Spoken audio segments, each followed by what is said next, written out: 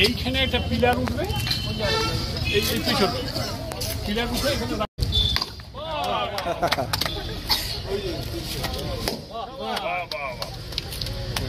জলটা লেগে যাচ্ছে, উপরে ফেলে দেন, জলটা উপরে ফেলে দেন, উপরে ফেলে। এটা আমার অন্য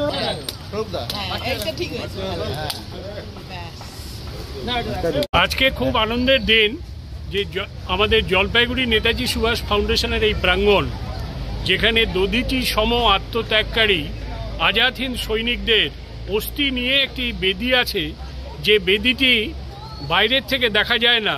এই বেদিটিকে উন্নত করে জলপাইগুড়ির মানুষের কাছে দৃশ্যমান করবার প্রকল্প, নেতাজির মূর্তির পাদদেশকে আরও উন্নত করা, নেতাজি ফাউন্ডেশনের ভবনের সংস্কার, এই যাবতীয় প্রকল্প এবং এই নেতাজি প্রাঙ্গণের সামনে মানুষ এসে দেখবে আগামী দিনে, যেখানে লেখা আছে স্টিলের পাতে, I salute Netaji and Azad Hind soldiers.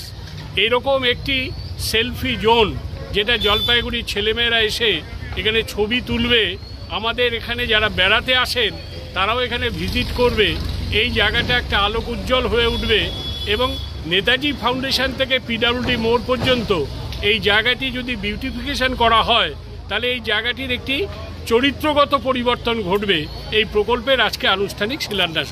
Bangla এবং ভারতের বীর সন্তান নাম নেতাজি সুভাষচন্দ্র বোস, যিনি 47-এর স্বাধীনতার আগেই অনেক বছর আগেই পোর্ট ব্লেয়ারে ভারতের জাতীয় পতাকা তুলে দিয়ে দেশকে স্বাধীন ঘোষণা করেছিলেন। এটা ইতিহাস। বাংলা এবং বাঙালির গর্বের নাম নেতাজি সুভাষচন্দ্র বোস। আজকে এই জলপাইগুড়ির শহরের 3 নম্বর ওয়ার্ডে অবস্থিত এই নেতাজি ফাউন্ডেশন, তার যে এখানে শিক্ষা প্রতিষ্ঠান যুক্ত রয়েছে, এই মর্মর মূর্তি রয়েছে এবং আপনি দেখছেন দধিচি প্রতিম আত্মদানকারী দেশপ্রেমিক যারা আজাদ হিন্দ ফৌজের ছিলেন, তাদের অস্থি এখানে রয়েছে এবং কোহিমার যুদ্ধে জয় করার পরে তার অস্থি রয়েছে। তো এইটা রাস্তা উঁচু হয়ে যাবে না, বাইরে থেকে দেখা যাচ্ছে না। তো মাননীয় মুখ্যমন্ত্রী মমতা বন্দ্যোপাধ্যায়ের নির্দেশে উত্তরবঙ্গ উন্নয়ন মন্ত্রী উদয়ন গুহ উত্তরবঙ্গ উন্নয়ন দপ্তর থেকে 81 লক্ষ টাকা স্যাংশন করেছেন এবং এই প্রসেসটাকে ত্বরান্বিত করেছেন হচ্ছে আমাদের বিধায়ক ডক্টর পি কে বর্মা। এবং আজকে এখানে একটা বড় এইটারই একটা বড় রেপ্লিকা তৈরি হয়, যাতে মানুষ দেখতে পারে, পুরো আলোকোজ্জ্বল হয়ে উঠবে, অনেক রেনোভেশন এবং রিপেয়ারিং হবে এখানে, এবং এখানে একটা সেলফি জোন হবে, যেখানে লেখা থাকবে I salute Netaji and Azad Hind.